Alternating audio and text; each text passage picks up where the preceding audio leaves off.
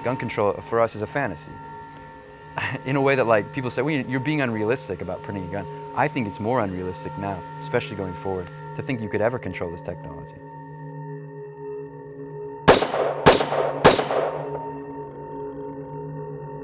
Self-described crypto-anarchist. Cody is trying to put an end to the gun control debate with 3D printing.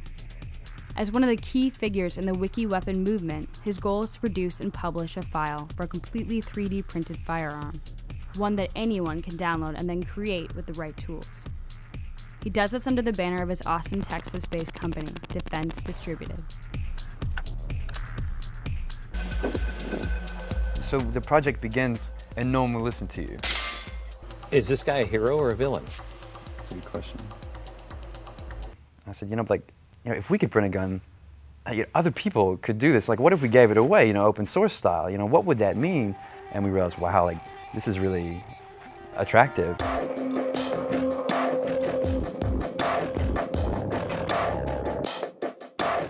You begin with the file.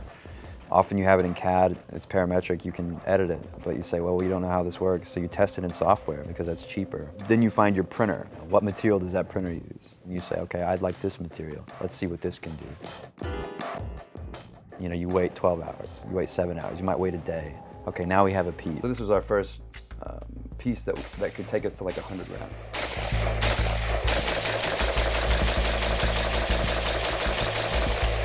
In fact, the whole operation has pivoted. I've got 4 or 5 guys, really all the people that I know are talented in SolidWorks, working on high capacity magazines. It proves the point much better than the low receiver does. You can't ban a box and a spring.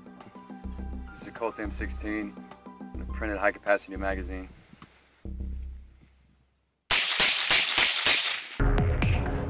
He believes that he's doing the right thing and that he is kind of perpetuating this kind of technology and looking at what it will be. But I also think that there is definitely a part of what he's doing for attention. I mean, the reader email I got on that gun piece was phenomenal, and a large majority of it was, why are you giving this kid attention? It's clear that this is why he's doing it. As someone who's been covering 3D printers since they were essentially becoming into the mainstream a little bit, right? I have seen that the people that are interested in them are teenagers, and so my thought when I heard about what Cody was up to was the fact that the first people that are probably going to use these are going to be kids. 2012 was a bloody year in America, one that saw 16 mass shootings in 15 different states. The violence led Helen O'Neill of the Associated Press to dub it the Year of the Gun. It all came to a head on December 14th in Newtown, Connecticut. Okay, these units in the pool, I got bodies here. Let's get ambulances. Right. That morning, 20-year-old Adam Lanza entered Sandy Hook Elementary and killed 20 children and 6 adults before taking his own life. 3D printing is like desktop printing. No, it's not. It's nothing like it at all. It's not going to be the same. And who can know? I do see how there's materials like carbon morph coming out. There's complex materials coming out, even for cheap printers, in unexpected ways. And I think if complex materials can keep being developed for 3D printing, it is going to be what some people are saying about it, a real step forward. Maybe this paint, we'll give it like a 0.01% strength improvement, yeah, and we'll break 100 rounds today. Sounds good. Okay.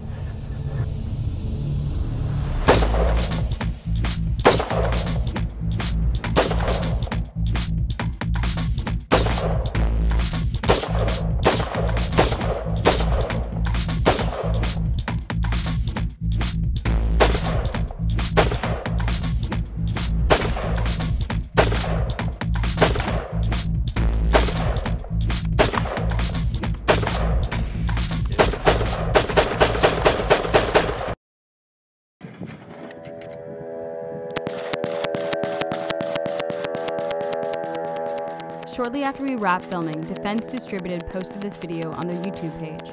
It shows the latest version of their lower receiver firing over 600 rounds without failure.